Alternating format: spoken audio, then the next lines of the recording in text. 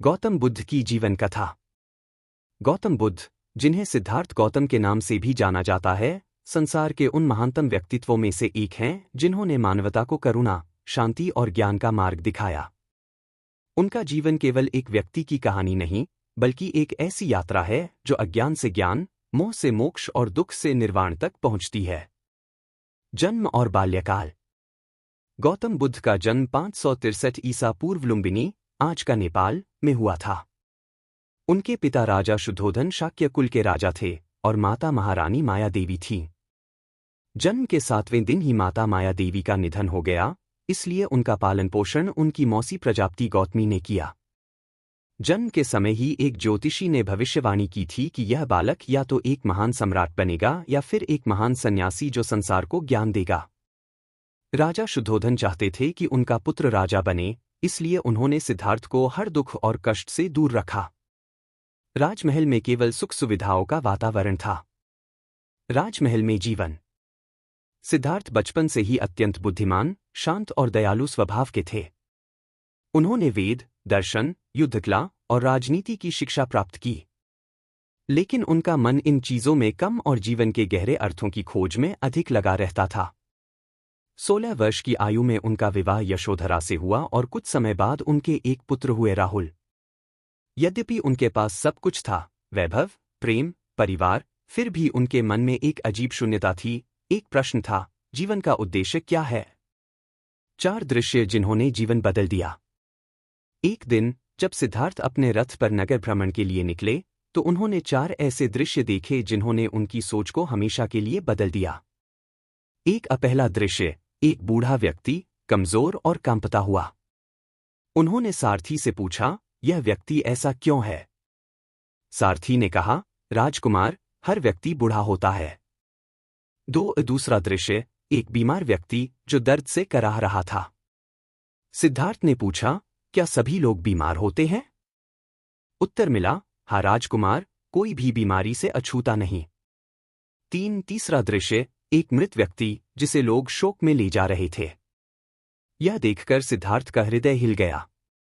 उन्होंने पूछा, क्या सभी को मरना पड़ता है?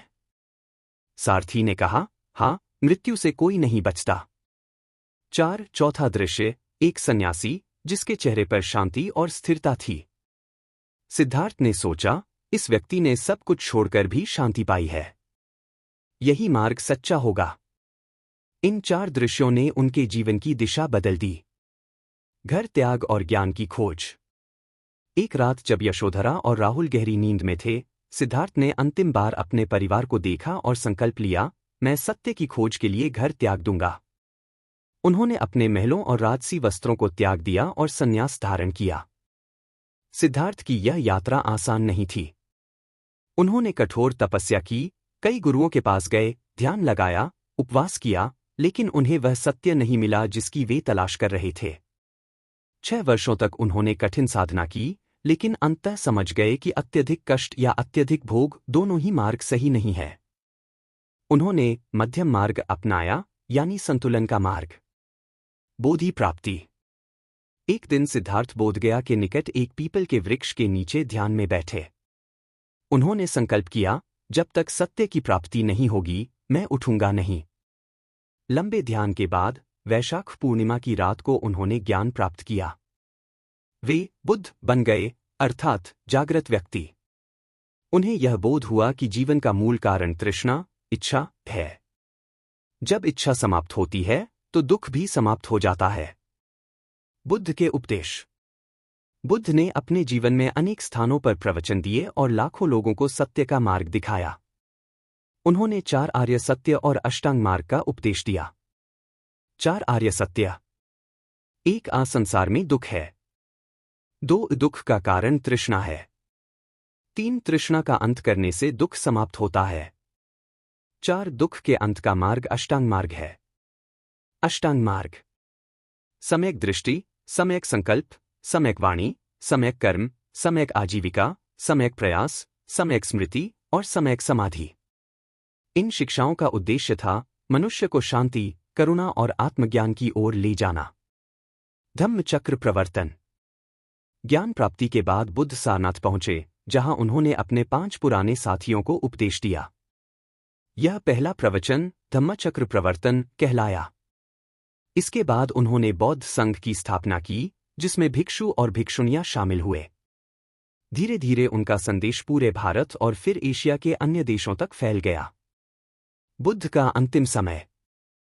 लगभग 80 वर्ष की आयु में बुद्ध कुशीनगर पहुंचे। वहां उन्होंने अपने शिष्यों से कहा, सब वस्तुएं नश्वर हैं। अपने प्रयत्न से अपना उद्धार करो। इसके बाद उन्होंने महापरिनिर्वाण प्राप्त किया, यानी जन्म मरण के चक्र से मुक्ति। बुद्ध का संदेश। गौतम बुद्ध ने सिखाया कि सच्चा सुख बाहरी वस्तुओं में नहीं, बल्कि अपने भीतर की शांति में है। उन्होंने करुणा, अहिंसा और सत्य की राह दिखाई। उनकी शिक्षाएं आज भी उतनी ही प्रासंगिक हैं जितनी 2500 वर्ष पहले थीं। उनका जीवन हमें सिखाता है कि यदि हम अपने भीतर झांकें, तो हर प्रश्न का उत्तर वही मिलता है। निष्कर्ष। गौतम बुद्ध केवल एक धार्मिक नेता नहीं, बल्कि मानवता के मार्गदर्शक थे। उनका जीवन इस बात का प्रमाण है कि एक व्यक्ति अपने आत्मबल, करुणा और ज्ञान से पूरे संसार को बदल सकता है। उनका संदेश सरल है। अपना दीपक स्वयं बनो और संसार में प्रकाश फैलाओ। क्या आप चाहेंगे कि मैं इसी कहानी का संक्षिप्त 300 शब्द या बहुत लंबा 3000 शब्द संस्करण भी तैयार कर दूं? गौतम बुद्ध की जीवन कथा भाग 2, ज्ञान से महापरिनिर्वाण तक। एक आबोधि वृक्ष के नीचे साधना की अंतिम यात्रा। जब सिद्धार्थ ने उरुवेला, वर्तमान बोधगया, बिहार में कठोर तपस्या की, तो उन्हें यह अनुभव हुआ कि शरीर को अत्यधिक कष्ट देने से आत्मा का उत्थान नहीं होता। 6 वर्षों की कठिन साधना के बाद वे अत्यंत दुर्बल हो गए थे। एक दिन एक कन्या सुजाता ने उन्हें खीर का प्रसाद दिया। उसी क्षण उन्हें बोध हुआ कि मध्यम मार्ग ही सही है, न अधिक भोग, न अधिक त्याग। उन्होंने शरीर को स्वस्थ किया, मन को स्थिर किया और संकल्प लिया, जब तक सत्य का बोध नहीं होगा, तब तक इस आसन से नहीं उठूंगा। वह वैशाख पूर्णिमा की रात थी। उन्होंने नीलांजन नदी में स्नान किया और फिर एक विशाल पीपल वृक्ष के नीचे आसन जमाया। उन्होंने गहरी ध्यानावस्था में प्रवेश किया। 2 ज्ञान प्राप्ति बुद्धत्व का उदय। रात्रि के प्रथम प्रहर में उन्हें अपने पिछले जन्मों का ज्ञान हुआ। दूसरे प्रहर में उन्होंने संसार के समस्त जीवों के कर्मों का परिणाम देखा। तीसरे प्रहर में उन्हें यह बोध हुआ कि दुख का मूल तृष्णा है और तृष्णा के अंत से ही मोक्ष संभव है। प्रातःकाल जब पूर्व दिशा में सूर्य की पहली किरण पड़ी, सिद्धार्थ ने पूर्ण ज्ञान प्राप्त किया। वे अब सिद्धार्थ गौतम नहीं रहे, वे बन गए बुद्ध, अर्थात जागृत पुरुष। उस पीपल वृक्ष को बाद में बोधि वृक्ष कहा गया। 3 धर्मचक्र प्रवर्तन। पहला उपदेश। ज्ञान प्राप्ति के बाद बुद्ध 7 सप्ताह तक मौन रहे। वे यह विचार करते रहे कि क्या इस गहन सत्य को लोग समझ पाएंगे।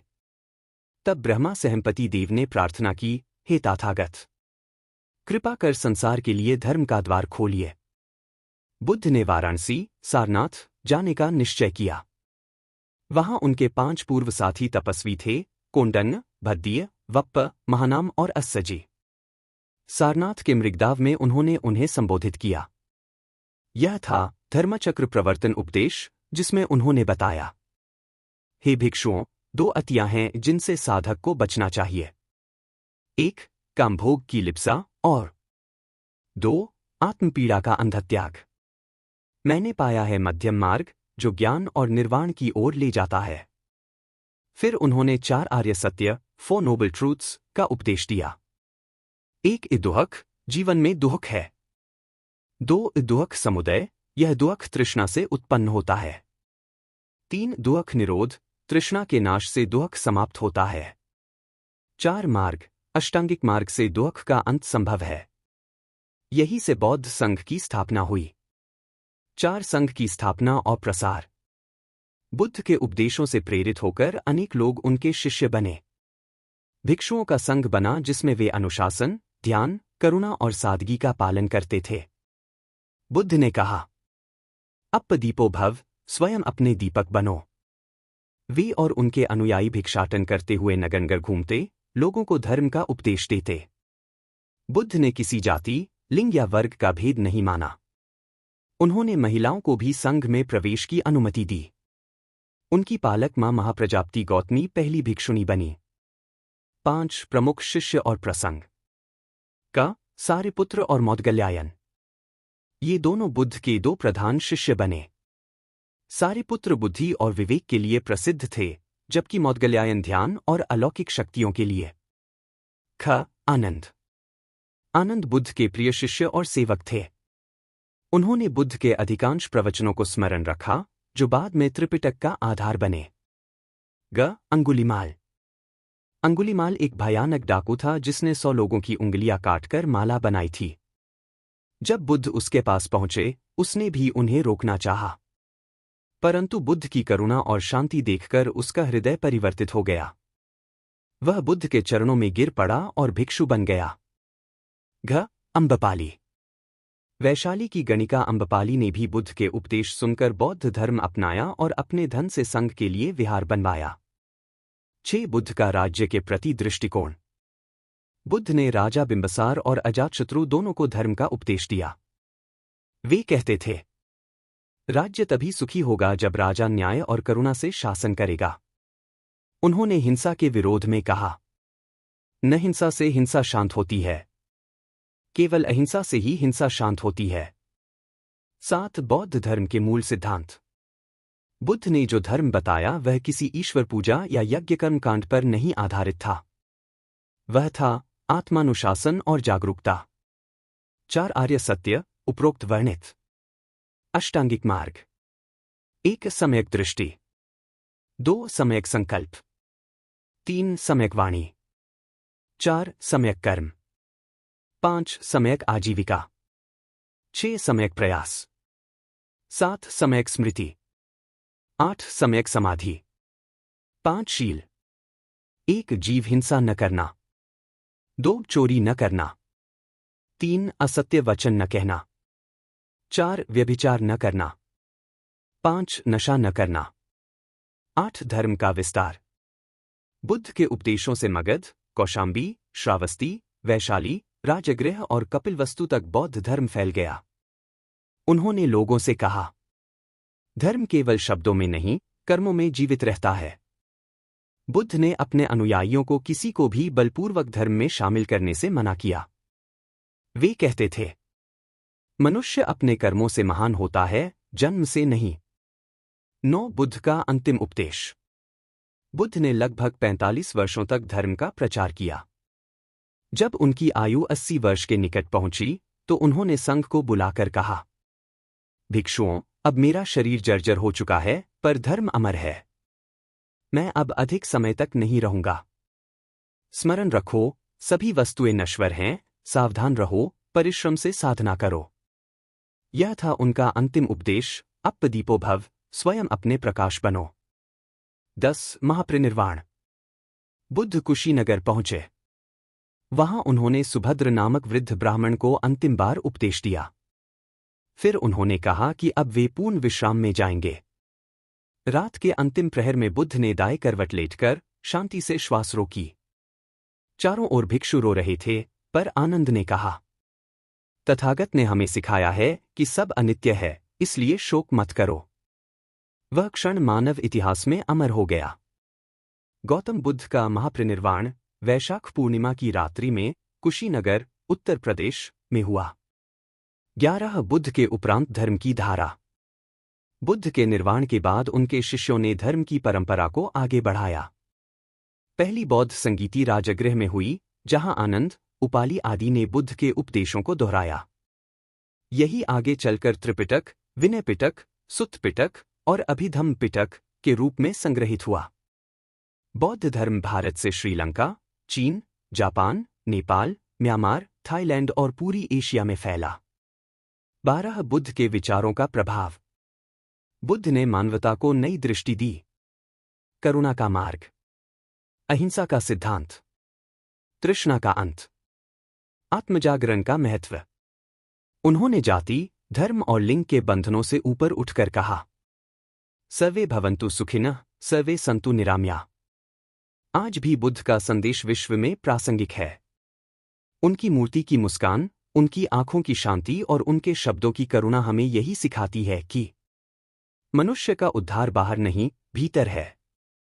13 निष्कर्ष बुद्ध की अमरवाणी। गौतम बुद्ध का जीवन केवल एक व्यक्ति की कहानी नहीं, बल्कि मानव चेतना के जागरण की गाथा है। उन्होंने हमें यह बताया कि दुख से मुक्ति किसी चमत्कार से नहीं, बल्कि अपने चेतन प्रयास से संभव है। उनके वचन आज भी मार्गदर्शन देते हैं। भूतकाल में मत उलझो, भविष्य की चिंता मत करो। वर्तमान क्षण ही जीवन है। क्रोध को प्रेम से, बुराई को अच्छाई से, लोभ को दान से और झूठ को सत्य से जीतो। गौतम बुद्ध का जीवन इस सत्य का साक्षी है कि जाग।